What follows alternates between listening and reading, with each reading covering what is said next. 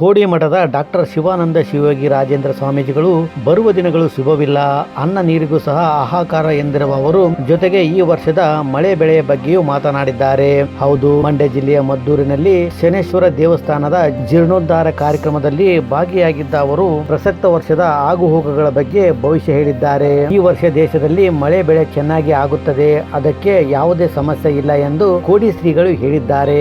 ಈ ಮೂಲಕ ಮಳೆಯನ್ನೇ ನೆಚ್ಚಿಕೊಂಡ ರೈತಾಪಿ ವರ್ಗಕ್ಕೆ ಕೊಂಚ ನೆಮ್ಮದಿ ತಂದಂತಾಗಿದೆ. ಅಷ್ಟೇ ಅಲ್ಲದೆ ಈ ವರ್ಷ ವಾಯು ಸುನಾಮಿ, ಜಲ ಸುನಾಮಿ, ಭೂ ಸುನಾಮಿ ಎಲ್ಲಾ ಕಡೆ ಇರಲಿದೆ. ಹಿಮಾಲಯದಲ್ಲಿ ಸುನಾಮಿ ಆಗುತ್ತೆ, ನಂತರ ದೆಹಲಿಗೆ ಬರುತ್ತೆ, ಕೆಲವೆಡೆ ಭೂಕಂಪನ ಉಂಟಾಗುತ್ತದೆ.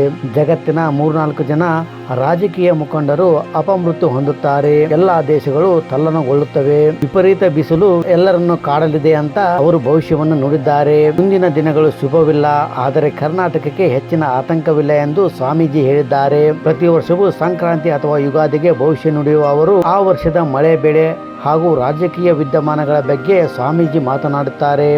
ಈ ಹಿಂದೆ ಕಾಶ್ಮೀರದಲ್ಲಿ ನಡೆದ ಪಹಲ್ಗಾಮ್ ದಾಳಿ, ಆಪರೇಷನ್ ಸಿಂಧೂರ, ಜೊತೆಗೆ ಉಕ್ರೇನ್ ರಷ್ಯಾ ಯುದ್ಧ, ಇಸ್ರೇಲ್ ಇರಾನ್ ಯುದ್ಧ, ವಿಶ್ವದ ದೊಡ್ಡ ನಾಯಕರ ತಲೆ ಉರುಳುತ್ತದೆ ಎಂಬ ಸ್ವಾಮೀಜಿಗಳ ಹಲವು ಮಾತುಗಳು ನಿಜವಾಗಿದ್ದವು ಎಂದು ಹೇಳುತ್ತಾರೆ. ಸದ್ಯ ಮಳೆಯ ಬಗ್ಗೆ ನೀಡಿರುವ ಅವರ ಹೇಳಿಕೆ ರೈತಾಪಿ ವರ್ಗದಲ್ಲಿ ಆಶಾಭಾವನೆಯನ್ನು ಮೂಡಿಸಿದೆ. ಫ್ರೆಂಡ್ಸ್, ಕೋಡಿ ಮಠದ ಶ್ರೀಗಳ ಹೇಳಿಕೆಯ ಬಗ್ಗೆ ನಿಮ್ಮ ಅನಿಸಿಕೆ ಅಭಿಪ್ರಾಯವನ್ನು ತಿಳಿಸಿ. ಹೆಚ್ಚಿನ ವಿಡಿಯೋಗಳಿಗಾಗಿ ನಮ್ಮ ಚಾನಲ್ ಅನ್ನು ತಪ್ಪದೆ ಸಬ್ಸ್ಕ್ರೈಬ್ ಮಾಡಿ.